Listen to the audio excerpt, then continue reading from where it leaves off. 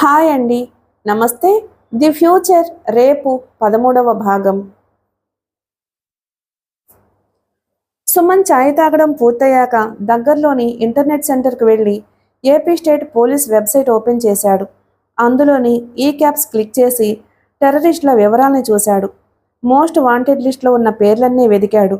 అందులో ఒక ఫోటో దగ్గర ఆగిపోయాడు. వినోద్ కుమార్ పేరుతో తీసుకున్న పాస్పోర్ట్ మీద ఫోటో ఈ ఫోటో ఒక్కరిది. పేరు విక్రమ్ గుగులోత్. సుమన్ పెదాల మీద చిరునవ్వు మెదిలింది. విజయం సాధించిన గర్వం తొణికిసలాడింది అతని కళ్ళల్లో. వెంటనే వినమ్రాచార్యుల వారి మాట గుర్తొచ్చి అతని పెదాల మీద చిరునవ్వు చప్పున మాయమైపోయింది. చాలినంత మానవ ప్రయత్నం నువ్వు చేయలేదేమో? ఆల్రెడీ జరిగిపోయి గొలుసుకట్టుగా ఏర్పడి అల్లుకుపోయిన అనేక సంఘటనల సమాహారంలో ఏ లింకును బద్దలు కొడితే జరగబోయే మరో ముఖ్యమైన సంఘటనను ఆపగలుగుతామో తెలుసుకోవడానికి ఎంత మానవ ప్రయత్నం చేస్తే సరిపోతుందో తెలుసుకోవడం ఎవరితరం? మానవ ప్రయత్నం చేయడమే మనం చేయగలిగింది. అది సక్సెస్ అవుతుందో లేదో అన్నది కాలానికి వదిలేయడం తప్ప మనం చేయగలిగింది ఏమీ లేదు. అలాగని ఎలాంటి ప్రయత్నమో చేయకుండా వదిలేయటం కూడా సరైంది కాదు. అతను ఎప్పుడో విన్న ఘంటసాల భగవద్గీతలోని ఒక మాట గుర్తుకొచ్చింది. కర్మలను ఆచరించడం అందే నీకు అధికారం, వాటి ఫలితం మీద కాదు. ఆ మాటలోని గూఢార్థం ఏమిటో ఇప్పుడు అర్థమైంది అతనికి. టైం చూసుకున్నాడు. 1:10. లేచి మళ్ళీ ఎయిర్పోర్టుకు బయలుదేరాడు. విజిటర్స్ లాంజ్లో కూర్చున్నాడు. లాంజ్ మొత్తం విజిటర్స్తో క్రిక్కిరిసిపోయి ఉంది. అతనికి కొంత దూరంలో మరో 4 పోలీసులు మఫ్టీలో కనిపించారు. బొటనవేలు పైకెత్తి చూపి చిన్నగా సైగ చేశాడు. వినోద్ కుమార్ అలియాస్ విక్రమ్ గుగులోత్ ఫోటోని తను కూర్చున్న చైర్ మీద పొరపాటున వదిలినట్లు వదిలి డిస్ప్లే టెర్మినల్స్ దగ్గరకు వెళ్లి విమానాల రాకపోకల వివరాలు చూస్తున్నట్టు నటించాడు. 4 పోలీసుల్లో ఒకడు చాలా క్యాజువల్గా అక్కడికి వచ్చినట్లు వచ్చి ఆ ఫోటోని తీసుకుని చూశాడు. అలా 5 నిమిషాల్లో ఆ ఫోటోని 4 చూశారు. ఆకాశంలో పెద్ద మోత వినిపించడంతో ఎయిర్పోర్ట్లో ఒక్కసారిగా కలకలం వచ్చినట్లయింది. సెక్యూరిటీ గార్డులు అటెన్షన్లోకి వచ్చేశారు. లోపలికి ఎవ్వరిని వదలడం లేదు. సుమన్ అద్దాల్లోంచి లోపలికి చూశాడు. విమానం రన్వే మీదకు దిగి కాసేపు పరుగులెత్తి చిన్న జర్క్తో ఆగిపోయింది. డిటాచబుల్ ల్యాడర్స్ విమానం దగ్గరకు పరిగెత్తాయి. అమెరికా ప్రధానమంత్రి లాంగ్స్టన్ అందులోంచి దిగాడు. సిమెంట్ కలర్ సూట్లో మెరిసిపోతున్నాడు అతను. ఆంధ్రప్రదేశ్ ముఖ్యమంత్రి, హోంశాఖ మంత్రి స్వయంగా అతన్ని రిసీవ్ చేసుకున్నారు. ఆర్మడ్ కమాండోల సెక్యూరిటీ మధ్య వాళ్ళు బయటకు వెళ్లి కార్లలో కూర్చోగానే అవి కదిలి హోటల్ తాజ్ కృష్ణకు దూసుకు వెళ్లిపోయాయి. సుమన్ జరిగిందంతా ఎంతో జాగ్రత్తగా గమనించాడు. ఎక్కడా అనుమానాస్పదమైందేమీ కనిపించలేదు. పోలీస్ డిపార్ట్మెంట్ ఏర్పాటు చేసిన ఎస్కార్ట్ ఆ కార్లతో పాటే ముందు వెనక వెళ్ళాయి. అయితే వాళ్ళ అవసరమేమీ అక్కడ ఉండదన్న సంగతి సుమన్కి, మాల్యాకి, చక్రవర్తి యోగికి మాత్రమే తెలుసు. హాయ్ అని వినిపించింది. ఉలిక్కిపడి చూశాడు. మాల్య. నువ్వా అన్నాడు ఆశ్చర్యంగా. అవును నేనే. సాక్షాత్తు అమెరికా ప్రధానమంత్రి హైదరాబాద్ వస్తే అతని గురించి మా పేపర్లో 4 ముక్కలైనా రాసుకోవద్దా? అందుకే వచ్చాను. అయినా ఇప్పటి వరకు నేను నీకు కనబడలేదంటే డ్యూటీలో పూర్తిగా మునిగిపోయావన్నమాట అంది. సుమన్ ముఖంలో కాంతి క్షీణించింది. ఈరోజు ఏవో 4 ముక్కలు రాస్తుంది. రేపు మళ్ళీ అదే చేతులతో భారత గడ్డ మీద అమెరికా ప్రధానమంత్రి దారుణ హత్య అన్న వార్త రాస్తుంది. తనకి, మాల్యకి మాత్రమే తెలిసిన నిజమిది.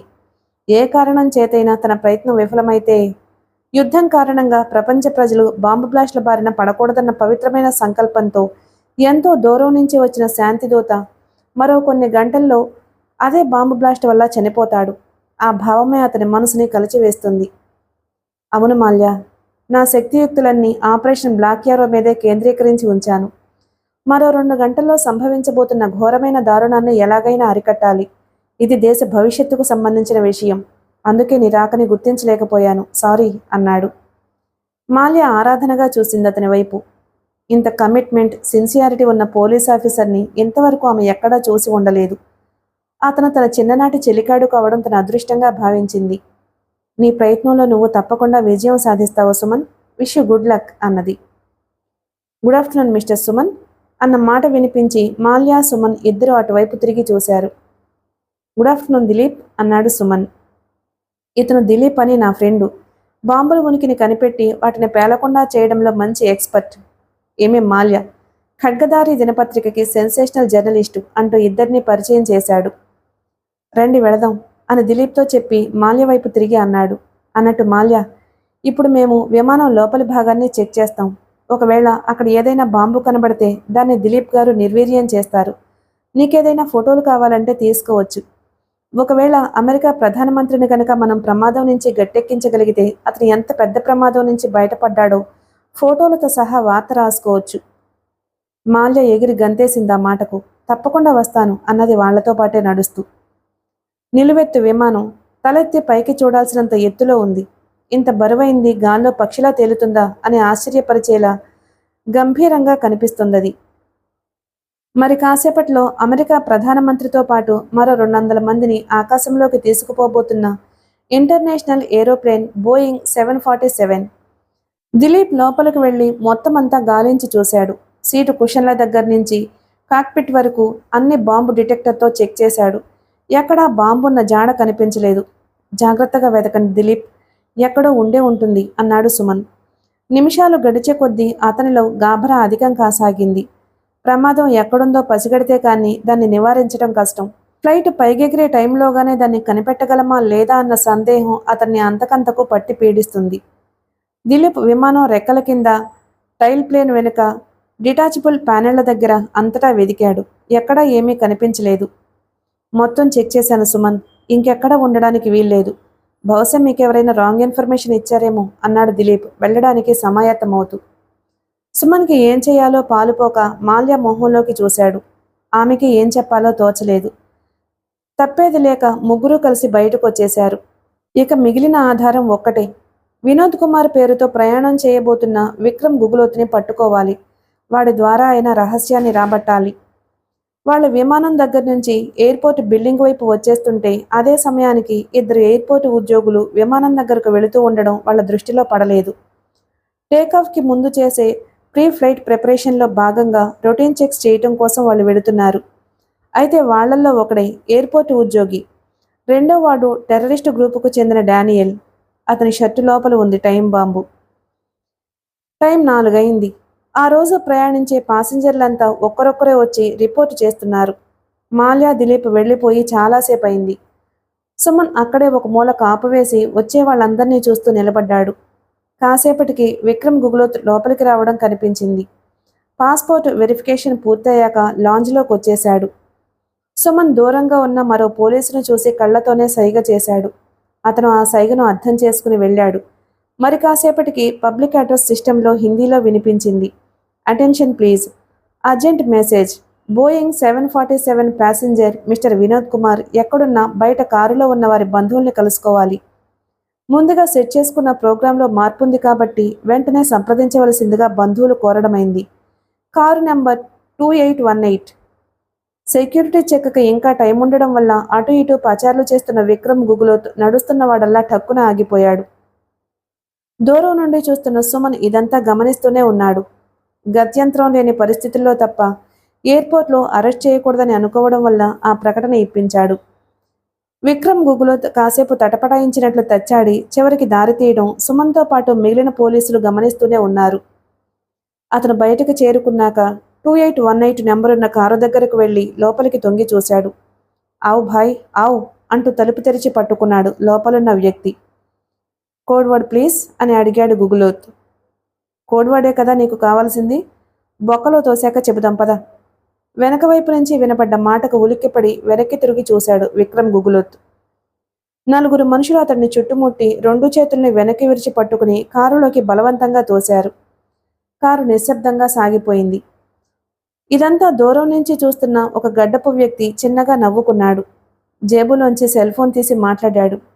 బాస్, విక్రమ్ని మఫ్టీలో ఉన్న పోలీసులు తీసుకువెళ్ళిపోయారు. అవతల వైపు నుంచి నవ్విన శబ్దం. తీసుకుపోతే పోనీ.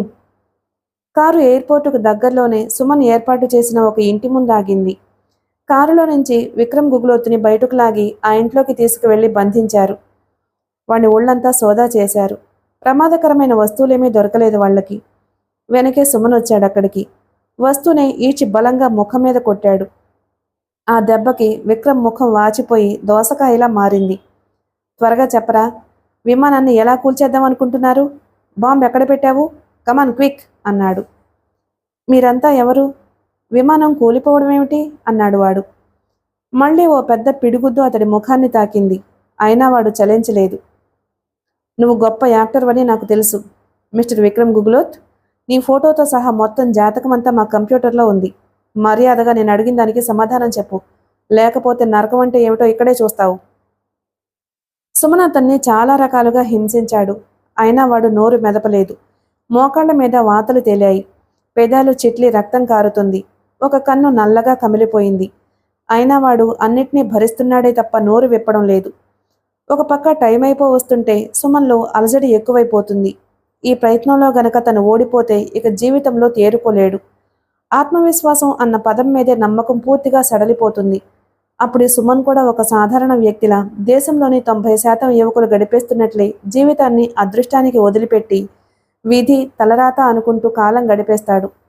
ఏదో సాధించాలన్న కసి ఉండదు, చేరుకోవడానికి గమ్యం ఉండదు. అందుకే పిచ్చి కోపంతో ఊగిపోతూ వాడి జుట్టు పట్టుకుని ముఖం మీద పిడిగుద్దులు కురిపించాడు. చేతి వెళ్ళు వెనక్కి విరిచేశాడు. వాడు బాధగా మూలిగాడు. ఇప్పుడైనా చెప్పు, లేకపోతే వేళ్ళు పూర్తిగా విరిచేస్తాను అన్నాడు. చెప్తాను. విమానంలో బాంబు లేదు. నేను సూసైడల్ మిలిటెంట్ని. విమానం పైకి లేవగానే పైలట్ మీద అటాక్ చేసి విమానం కూలిపోయేలా చేయడమే నా డ్యూటీ అన్నాడు వాడు. అందరితో పాటు నువ్వు కూడా చేస్తావు కదరా, అందువల్ల నీకు ఒరిగేదేమిటి? విమానం కూలిపోయిన గంట సేపట్లో 5 లక్షల రూపాయలు మా కుటుంబానికి అందుతాయి. ఆ డబ్బు వాళ్ళకి చాలా అవసరం అన్నాడు వాడు. అయితే ఇక విమానానికి ప్రమాదమేమీ లేనట్టేనా అని అడిగాడు సుమన్. అవును, నన్ను ఇక్కడ కట్టేశావుగా, ఇక విమానం ఎలా కూలుతుంది అన్నాడు. సుమన్కి నమ్మకం కలగలేదు. వాడు అబద్ధం చెబుతున్నాడు అనిపిస్తుంది. ఫోన్ మోగింది. హలో అన్నాడు. సుమన్, ఎక్కడున్నావు? నేను నీకోసం ఎయిర్పోర్ట్ దగ్గరకు వచ్చాను. మాల్యా కంఠం వినిపించింది. సారీ మాల్యా, పీక్ అవర్స్లో ఉన్నాను. చాలా టెన్షన్గా ఉంది. సాయంత్రం నేనే చేస్తాను, ఫోన్ పెట్టేయ్ అంటూ బటన్ నొక్కేయబోయాడు. నేను ఆ సబ్జెక్టు గురించే మాట్లాడడానికి వచ్చాను అన్న మాట విని సుమన్ ఆగిపోయాడు. ఏమిటది చెప్పు అన్నాడు.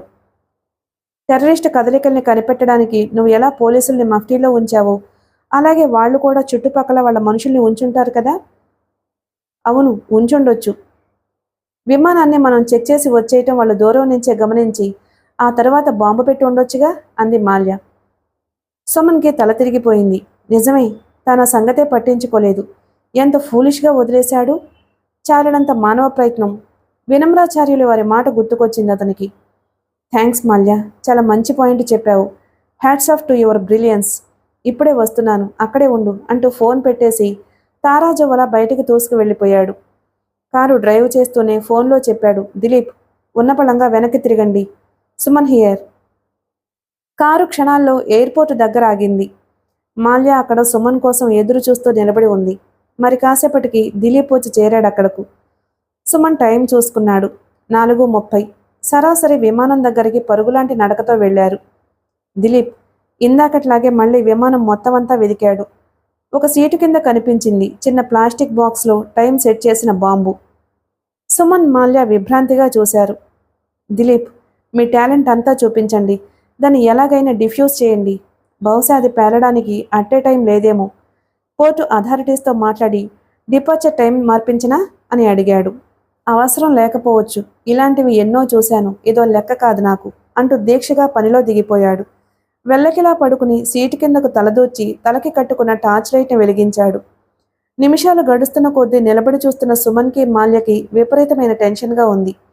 మాల్య అయితే వెంట తెచ్చుకున్న కెమెరాతో ఆ సీన్ని ఫోటో తీసుకువచ్చిన విషయాన్ని కూడా మర్చిపోయేంత ఉద్విగ్నతకు గురైంది. ఇద్దరికీ నుదుటి మీద చెమట బిందువులు స్పష్టంగా కనిపిస్తున్నాయి.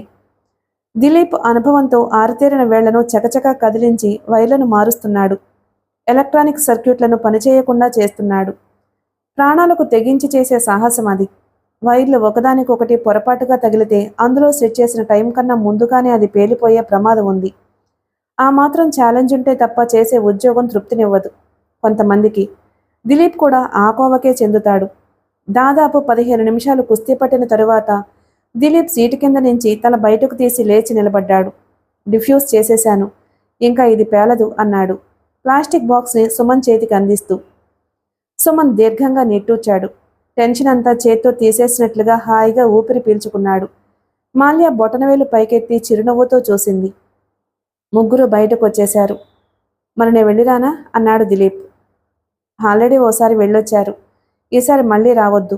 Anyhow thank you very much అన్నాడు సుమన్ నవ్వుతూ. దిలీప్ నవ్వి వెళ్ళిపోయాడు. మాల్య, ఈ క్రెడిట్ అంతా నీకే దక్కుతుంది. చివరి క్షణంలో నీకు ఆలోచన వచ్చి ఉండకపోతే నా ప్రయత్నం అంతా వృధా అయి ఉండేది. నీకు ఎలా కృతజ్ఞతలు చెప్పుకోవాలో తెలియటం లేదు అన్నాడు ఆమె కళ్ళల్లోకి చూస్తూ.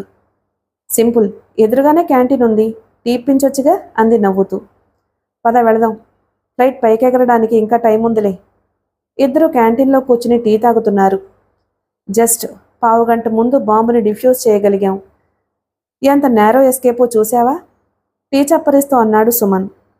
నిజమే, ఏకంగా అమెరికా ప్రధానమంత్రి ప్రాణాలనే కాపాడావు. You are really great. అయితే ఆ సంగతి అతనికి ఎప్పటికీ తెలియదు అంది. అక్కర్లేదు మాల్య, అతని ప్రాణాలని కాపాడింది నేనేనని అతనికి తెలియనక్కర్లేదు. శాంతి స్థాపన కోసం వచ్చిన విదేశీ అతిథుల్ని కిరాతకంగా హత్య చేసే దుర్మార్గులు ఇక్కడున్నారని తెలియకుండా ఉంటే చాలు. అలాంటి వాళ్లతో చేతులు కలిపే అవినీతి పరులు అన్ని రంగాలతో పాటు పోలీస్ డిపార్ట్మెంట్లోనూ ఉన్నారన్న చేదు నిజం ప్రపంచానికి తెలియకుండా ఉంటే చాలు. అదే నాకు కావాల్సింది. ఇందులో నా గొప్పేమీ లేదు.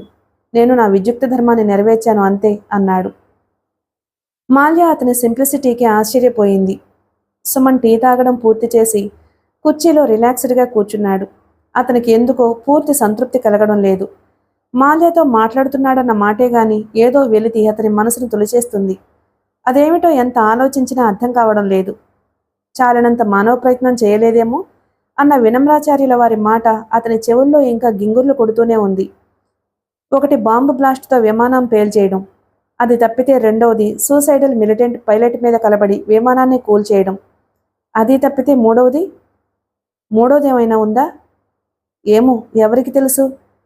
టైం చూసుకున్నాడు. 5:03. విమానం బయలుదేరడానికి ఇంకా 12 నిమిషాల టైమే ఉంది. మల్య పద అంటూ స్ప్రింగులా లేచి ఆమె చేతిని పట్టుకుని బరబరా ఈడ్చికెళ్ళిపోయాడు. మెరుపు వేగంతో కారు టెర్రరిస్టును బంధించిన ఇంటి ముందు ఆగింది. వాడు ఇంకా అలాగే చేతులు వెనక్కి విరిచి తాళ్లతో కుర్చీకి కట్టివేయబడున్నాడు. అతనికి కాపలా ఉన్న 2 పోలీసులు సుమన్ హఠాత్తుగా రావడం చూసి ఆశ్చర్యపోయి లేచి నిలబడి సెల్యూట్ చేశారు. విక్రమ్ గుగులోత్ కళ్ళు తెరిచి మళ్లీ వచ్చిన సుమన్ వైపు వింతగా చూశాడు. ఎరా, నిజం చెబుతాను అని అబద్ధం ఎందుకు చెప్పావు? టైం బాంబు కూడా పనిచేయకుండా చేసేశాం. ఇప్పుడైనా నిజం చెప్పు. మీ వాళ్ళు 3వ ఏర్పాటు గురించి కూడా నాకు తెలిసిపోయింది. నిజం నీ నోటితో వినాలనుకుంటున్నాను. చెబుతావా లేదా అన్నాడు, డిఫ్యూజ్ చేసిన ప్లాస్టిక్ బాంబుని అతని ముఖం మీదకి విసిరి కొడుతూ. 3వ ఏర్పాటు కూడా తెలిసిపోయిందా అని ఆశ్చర్యంగా అనలేదు. కానీ వాడు చూసిన చూపులో మాత్రం అదే భావం స్పష్టంగా కనిపించింది. ఎంతోమంది క్రిమినల్స్ని చూసిన అనుభవంతో సుమన్ దాన్ని తేలిగ్గానే గ్రహించగలిగాడు. అంటే 3వ ఏర్పాటు కూడా ఏదో ఉందన్నమాట. వెంటనే తన చూపుడు వేలు మధ్యవేలు కలిపి ఫోర్కులా చేసి అతని కంఠం దిగువన నొక్కిపెట్టాడు సుమన్. వాడు ఊపిరందక గిలగిలలాడాడు. చెప్పరా, ఏమిటా ఏర్పాటు? నేను చెప్పను, నాకు తెలియదు అన్నాడు వాడు. 3rd డిగ్రీ అవసరమవుతుందని ముందే ఊహించి దానికి కావలసిన సరంజామా అంతా ముందే సిద్ధం చేసి ఉంచాడు. అయితే ఇప్పుడు రకరకాల పద్ధతుల్ని ఒక్కొక్కటే ప్రయోగిస్తూ పోయేంత టైం లేదు. అందుకే ఏకంగా చివరి అస్త్రాన్నే ప్రయోగించాలనుకున్నాడు. కానిస్టేబుళ్లకు సైగ చేశాడు. వాళ్ళు లోపల నుంచి ఒక బోను పైకి తీసి అందులో నుంచి ఒక ఎలుకను బయటకు తీశారు. దూరం నుంచి చూడ్డానికే చాలా భయంకరంగా ఉంది. దాన్ని చూడగానే విక్రమ్ గుగులోత్ గుండెల్లో రైళ్లు పరిగెత్తాయి. కళ్లల్లో భయం కొట్టొచ్చినట్టు కనపడింది. ఎలుక తోకకి ప్లాస్టిక్ దారం కట్టి ముందే అమర్చిన ఒక స్టాండుకు దాన్ని వేళ్లాడదీశారు. కొంచెం కొంచెంగా దాన్ని కిందకు దించే ఏర్పాటుంది. ఎలుక మూతి అతని ముఖం మీదకి వచ్చేంత వరకు దించి, చెప్పరా, లేకపోతే ఈ ఎలుక నీకు నరకాన్ని చూపెడుతుంది. గబగబా చెప్పు అన్నాడు సుమన్. వాడు నోరు విప్పలేదు. సుమన్ ఎలుకని మరింత కిందకు దించాడు.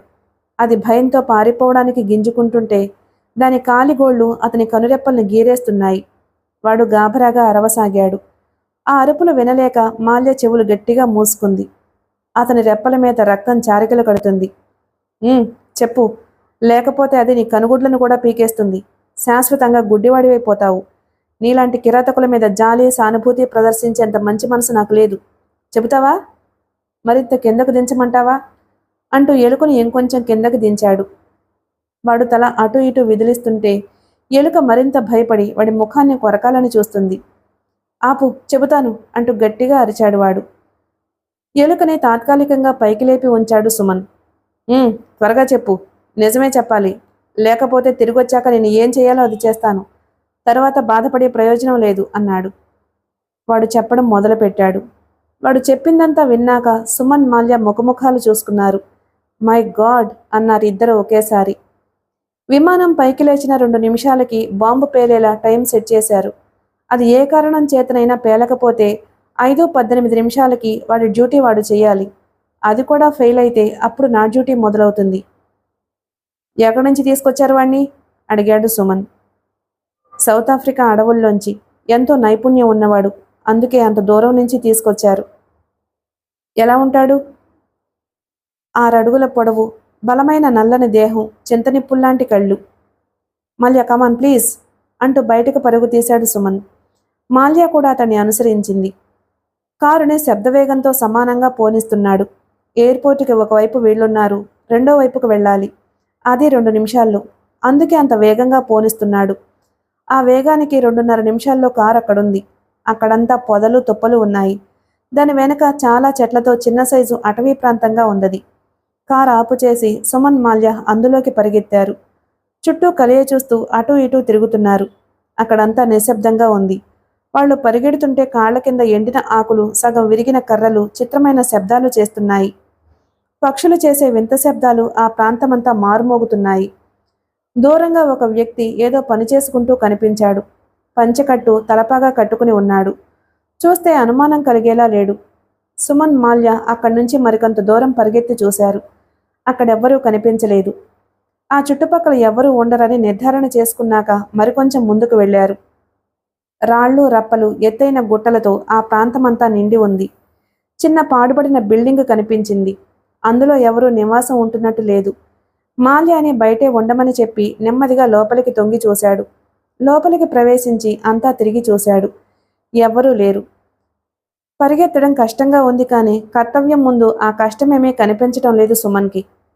అక్కడ కూడా గుబురు పొదలు, ఏపుగా పెరిగిన చెట్లు చాలా ఉన్నాయి. చెట్లన్నీ దాటుకుంటూ పెచ్చెక్కినట్టు తిరగసాగారు. అప్పటి వరకు నిర్మలంగా ఉన్న ఆకాశం ఒక్కసారిగా మబ్బులతో నిండిపోయింది. చిరుతుంపర్లు పడే ముందు సూచనగా 1-6 చినుకులు వాళ్ళ ముఖాల మీద పడుతున్నాయి. ఎంత తిరిగినా అక్కడ ఎవరూ కనిపించకపోవడంతో సుమన్కి పిచ్చెక్కినట్లవుతోంది. బాగా అలసిపోయారిద్దరు. ఆయాసంతో రొప్పుతున్నారు. ఒకవైపు టెన్షన్, మరోవైపు ఆయాసం. అసహనంతో అలాగే నిలబడిపోయాడు. టైం చూసుకున్నాడు. 5:15. మై గాడ్, ఫ్లైట్ ఎగిరే టైం అయిపోయింది అన్నాడు. మాల్య ఏమీ మాట్లాడకుండా ఉండిపోయింది. ఎయిర్పోర్ట్ అథారిటీకి ఫోన్ చేసి విమానాన్ని నిలిపివేయమని చెబుదామని ప్రయత్నించాడు. ఫోన్ చేస్తుంటే సెల్కి సిగ్నల్ అందడం లేదు. ఎంత ప్రయత్నించినా ఫలితం లేకపోయింది. చివరికి విసుగొచ్చి కసిగా దాన్ని విసిరికొట్టబోయాడు. అప్పుడు మాల్య చేత్తో చిన్నగా తట్టింది అతని భుజం మీద. సుమన్ ఏమిటన్నట్లు ఆమె మొహంలోకి చూశాడు. మాల్య కళ్ళు దూరంగా ఏటో చూస్తున్నాయి. చూపుడు వేలితో అటువైపు చూపించింది నిశ్శబ్దంగా. ఆ దృశ్యం చూసి సుమన్ అదిరిపడ్డాడు. నల్లని తొమ్మమొద్దులాంటి 6 అడుగుల ఎత్తున్న ఆకారం నీగ్రోవాడిలా ఉన్నాడు. లావుపాటి చెట్టుచాటును నిలబడి చేతిలోని ధనస్సుతో బాణాన్ని ఎక్కుపెట్టి ఆకాశంలోకి గురి చూస్తున్నాడు. అతడు నిలబడ్డ తీరు, బాణం పట్టుకున్న విధానం చూస్తుంటే విలువిద్యలో బాగా ఆరితేరిన వాడిలా కనిపించాడు. సుమన్ అతను గురిపెట్టిన వైపు ఆకాశంలోకి చూశాడు. అప్పుడే గాల్లోకి లేచిన విమానం పెద్ద శబ్దం చేసుకుంటూ అటువైపే నెమ్మదిగా వస్తుంది. అప్పుడే రన్వే మించి లేచింది కాబట్టి భూమి మీద నుంచి ఎంతో ఎత్తుకు ఎగరలేదింకా. బాణంతో అంత దూరం నుంచే కొట్టడం మామూలుగా అయితే సాధ్యం కాదు. కానీ వీడిని ప్రత్యేకంగా సౌత్ ఆఫ్రికా అడవుల నుంచి రప్పించారు కాబట్టి వాడికి సాధ్యమవుతుందేమో. సుమన్ మెదడు చురుగ్గా పనిచేసింది. క్షణం ఆలస్యం చేసిన ఘోర ప్రమాదం జరిగిపోతుంది. అసంకల్పితంగా అతని చెయ్యి జేబులోకి వెళ్లి రివాల్వర్ను బయటకు తీసింది. చెయ్యి సాధ్యమైనంత ముందుకు చాపి కసిగా ట్రిగ్గర్ నొక్కాడు. సైలెన్సర్ అమర్చి ఉండడం వల్ల పెద్ద శబ్దం రాలేదు. రివాల్వర్ నుంచి దూసుకు వెళ్లిన బుల్లెట్ ఆ నల్లని తొమ్మమొద్దు తలలోకి దూసుకుపోయింది. వాడు నిలువున కుప్పకూలిపోయాడు. అతని చేతి నుంచి జారిన బాణం గాల్లోకి కొంత దూరం ఎగిరి కింద పడిపోయింది. సంఘటనల గొలుసుకట్టులోని మరో బలమైన లింకు కూడా బద్దలైపోయింది. విమానం దగ్గరవుతున్న కొద్దీ శబ్దం పెద్దది కాసాగింది. సుమన్ మాల్యాన్ని తీసుకుని అక్కడే ఉన్న పాడుపడిన బిల్డింగ్ టెర్రస్ మీదకు వెళ్లి తల పైకెత్తి చూశాడు. మాల్య కూడా అలాగే చూసింది. చిన్నపిల్లలు ఆకాశంలో ఎగిరే విమానాలను చూస్తున్నంత సంబరంగా చూడసాగారు. సుమన్ ముఖం కాంతితో వెలిగిపోతుంది. అనుకున్నది సాధించగలిగినప్పుడు కలిగే విజయ గర్వం అతని కళ్లల్లో తొణికిసలాడింది. విమానం వాళ్ళ తలల మించి దాటుకుని వెళ్ళిపోయింది. అదలా వెళ్ళిపోతుంటే అది పడిపోకుండా ఆపగలిగిన ఘనత తమదే అయినందుకు మనసులో కించిత్ గర్వంగా అనిపించింది ఇద్దరికి. అందులో ఉన్న అమెరికా ప్రధానమంత్రి తమకి వీడ్కోలు చెబుతూ వెళుతున్నట్లు అనుభూతి చెందారు. తాము కూడా విదేశీ అతిథికి అజ్ఞాతంలోంచి వీడ్కోలు తెలిపినట్లుగా చేతులూపారు. క్రమంగా విమానం చిన్నదవుతూ దూరపు ఆకాశంలో కలిసి అంతర్ధానమైపోయింది. సుమన్ హఠాత్తుగా మాల్యాని 2 చేతులతోనే పైకి లేపి గిరగిరా తిప్పాడు. మాల్య కెవ్వునారచి అంతలోనే పెద్దగా నవ్వేసింది. ఏయ్ సుమన్, ఆపు ఆపు, కిందకి దింపు అంది. సుమన్ ఆమెను కిందకు దింపాడు. ఓసారి అలా చూడు అంటూ ఆకాశంలోకి చూపించింది. సుమన్ ఆశ్చర్యం నిండిన కళ్లతో చూశాడు. ఈశాన్య దిశలో తూర్పు ఉత్తర దిక్కుల్ని కలుపుతూ ఆకాశమంతా పరుచుకున్న సప్తవర్ణాల హరివిల్లు. ఆకాష్ చెప్పిన మాట గుర్తొచ్చింది. అతిథిగా విచ్చేసిన విదేశీ ప్రముఖుడు అంతర్ధానమైపోతాడు. నింగిని ఎగిరే విమానం నేలకూలుతుంది. ఆకాశం సప్తవర్ణాలతో శోభిల్లే వేళ భాగ్యనగరపు నేల రక్తసిక్తమవుతుంది. సుమన్ మాల్య భుజాన్ని పట్టుకుని కుదిపేశాడు. అంతులేని ఉద్వేగం అతని కళ్లల్లో. మాల్య, నేను సాధించాను. ఎస్, నేను సాధించాను. నేనిది సాధించగలిగాను. మానవ ప్రయత్నంతో సాధించలేనిది ఏదీ లేదని నేను నిరూపించాను. చూసావా? ఆకాష్ చెప్పినట్లే ఆకాశంలో ఇంద్రధనస్సు. అంటే అతని జోస్యం నిజమే అన్నమాట. అతని జోస్యం ప్రకారమే సరిగ్గా అదే సమయానికి ఎగిరే విమానం నేల కూలాలి. కానీ కూలలేదు. అంటే ప్రయత్నంతో విధిరాతను తప్పించగలిగాను అన్నాడు ఆమెను కుదిపేస్తూ. అవును సుమన్, నువ్వు గెలిచావు.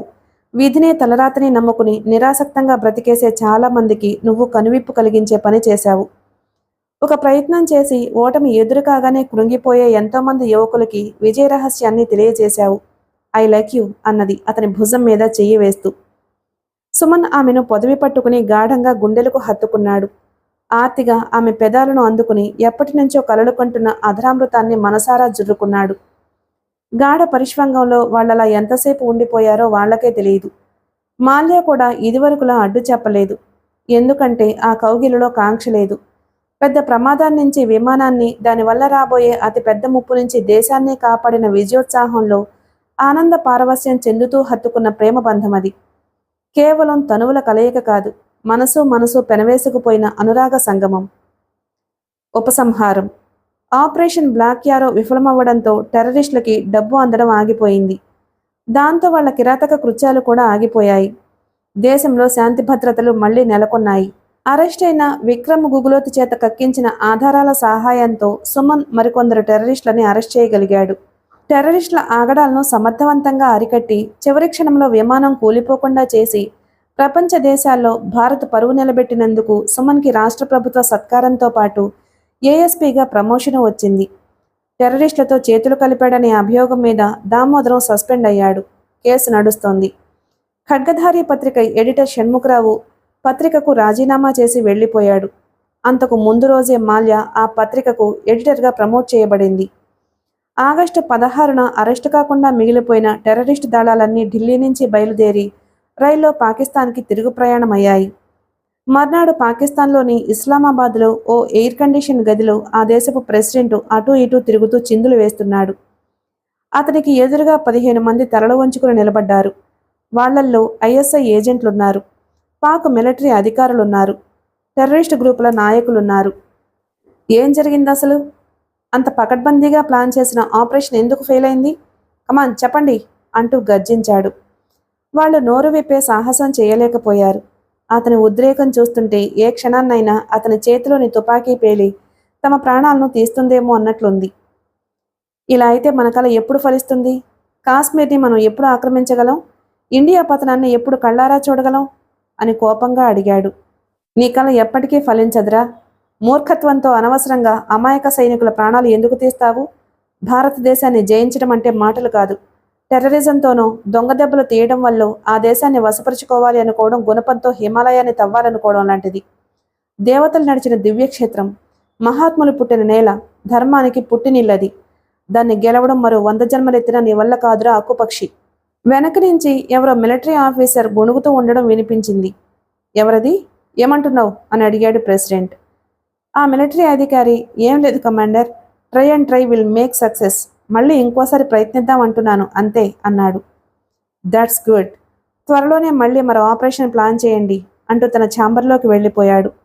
అతను అలా వెళ్ళగానే మిలిటరీ అధికారి ఈసారి ఇంకొంచెం గట్టిగానే అన్నాడు, అవును, మనం ఎప్పటికీ అలా ప్రయత్నిస్తూనే ఉంటాం. ఎందుకంటే ఉన్కా భారత్ మహాన్. అయిపోయిందండి ది ఫ్యూచర్ రేపు నవల. అయితే ఈ నవల రచయిత పసుపులేటి తాతారావు గారి గురించి ఒక 2 మాటలు చెప్పుకుందాం. తాతారావు గారు ఆంధ్రా బ్యాంక్లో ఉద్యోగి. ప్రతిష్టాత్మకమైన సిపి బ్రౌన్ అకాడమీ కథల పోటీలో 2009 సంవత్సరానికి మొదటి బహుమతి పొందారు. ది ఫ్యూచర్ నవల వీక్లీలో సీరియల్గా వచ్చింది. పుస్తక రూపంలో వెలువడిన మొదటి నవల కూడా ఇదే. వీరి మొదటి నవల యాదృచ్ఛికం ఆంధ్రప్రభ వారపత్రికలో సీరియల్గా వచ్చింది. వీరివి 7 నవలలు, 60 కథలు వివిధ పత్రికల్లో ప్రచురించబడ్డాయి. వీరి మొదటి కథ అదృష్టవంతుడా సిగ్గుపడు ఆంధ్రప్రభ వారపత్రికలో ప్రచురితమైంది. వీరి ప్రయోగం అనే నవల కన్నడ భాషలోకి కూడా అనువదించబడింది. మన ఛానల్ కనుక మీకు నచ్చితే తప్పకుండా లైక్ చేసి సబ్స్క్రైబ్ చేసుకోండి. ఈ నవల మీద మీ అభిప్రాయాన్ని కామెంట్ రూపంలో తెలియచేయండి ప్లీజ్. Thank you.